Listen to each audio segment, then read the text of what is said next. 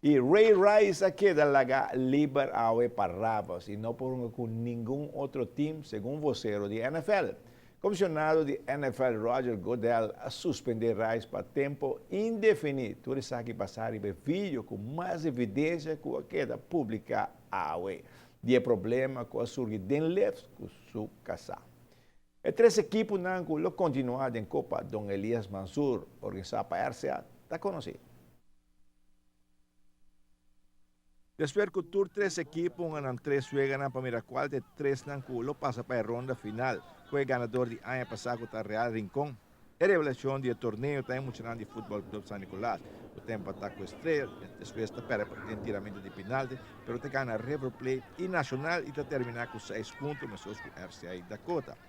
Tres equipos não conseguem da estreia, que gana su ganan Dakota e Fútbol Club San Nicolás com melhor average de gol com RCA. Nós estamos de bom fim de semana, hoop bom wega, meneer para mencionar, reafinan, bom reafinan de AVB, com a coopera hoop bom conosco, bom nível de wega, time não com meneer Caravel e Brasil Junior, San Nicolás também, time não como nós espera, que também batalha assim, e toca uma batalha forte.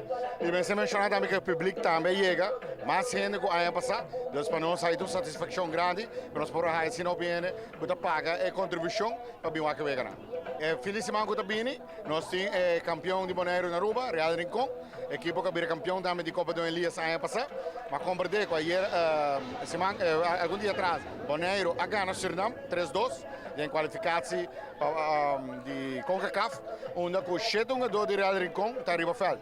Que men Real Rincón está forte, nós estamos aí uma boa batalha, ora não aqui, felizmente também.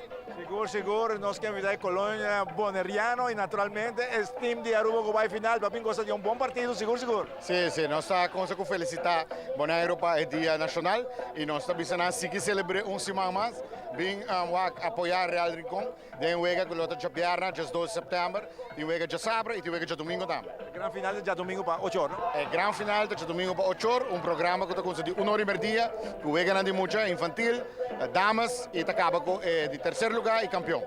O preço para entrar que é da Mesco? 5 florins solamente e muito bom, dia 12 anos grátis.